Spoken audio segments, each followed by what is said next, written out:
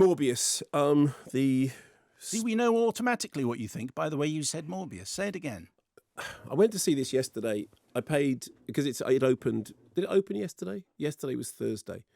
Anyway, so I went to the cinema to pay. I paid to the cinema to go and see it because it wasn't an early press show. I think they did a press show on Wednesday night. So this is I forget which universe is which now. I really do. But spider-adjacent origin story that I don't remember anyone crying out for. Spider-adjacent. That's what I think it's now what it's Right. called. Okay. I don't know. Anyway, so Jared Leto is Michael Morbius, who is essentially a thinner version of that deeply uninteresting, enigmatic character he played in Little Things. Remember that?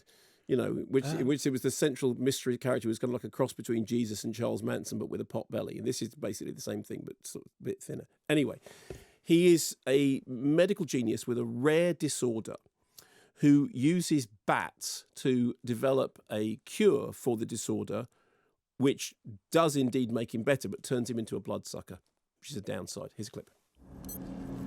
As a result of my procedure, I have an overpowering urge to consume blood. For the first time in my entire life, I feel good. Yesterday, I could barely walk. Today, I don't know what I'm capable of.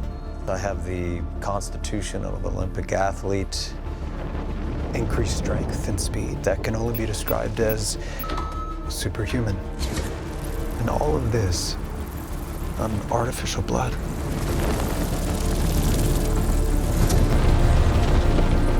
I've become something different.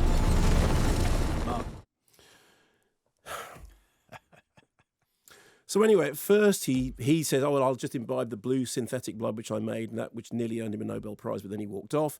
But then his childhood friend, Lucian, who's called Milo, who's played by Matt Smith, Doctor Who Matt Smith, steals the cure, and he steals the film.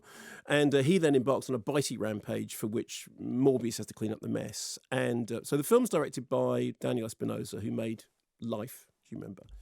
And basically what it does is it recycles a bunch of riffs from other movies to which it cannot hold a candle. So you get, you know, when Morbius first discovers his vampire powers, he does the thing about, you know, he's feeling really fit and he dances around, he jumps around the lab like a gymnasium, exactly like Jeff Goldblum did in The Fly back in the 1980s.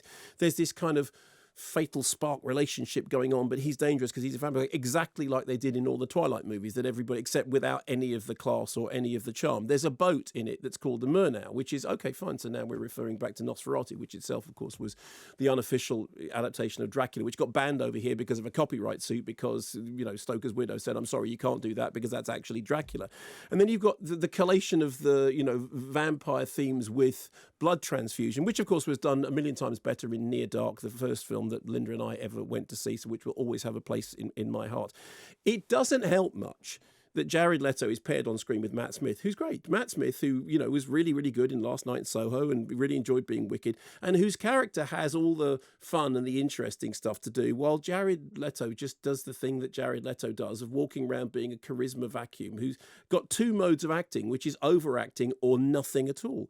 And, it, you know, you kind of think, well, if the other character, it's the very Kim Newman thing. I wish the film had been about the other person rather than about that person.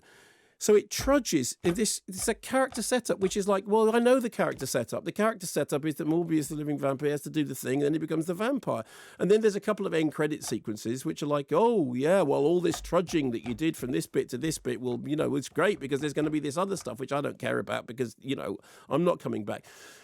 So, Suicide League, Suicide Squad's Justice League, Suicide Squad League Justice, you know, he was the worst Joker anyone had ever seen. And there'd been loads and loads of Jokers, and he was the worst one anyone had ever seen. Of course, he did a brilliant Super Mario in House of Gucci, that was the superhero movie. But the only remarkable thing, I mean, I found myself clawing my way through the film, desperately trying to stay awake because it's murky and muddy and messy and doesn't make any, nobody's interesting. And there's 7 people in the audience and at least one of them left halfway through. Only thing that's interesting about it is that it co-stars Jared Harris, okay, who's brilliant. He's great. Which means that not only is Jared Harris not the best actor in the world, he's not even the best Jared in Morbius. You mean Jared Leto. It's not even the best Jared in Morbius.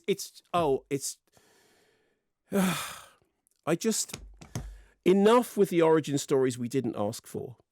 Enough with the doing the, Just enough. Enough what though? Enough Jared? Well, Unless you're Harris? maybe Jared Leto will do something really, really exciting. But yeah, and actually the whole thing is, like I said, it's so naff that I even fluffed the Jared Harris line. Okay. And there we go.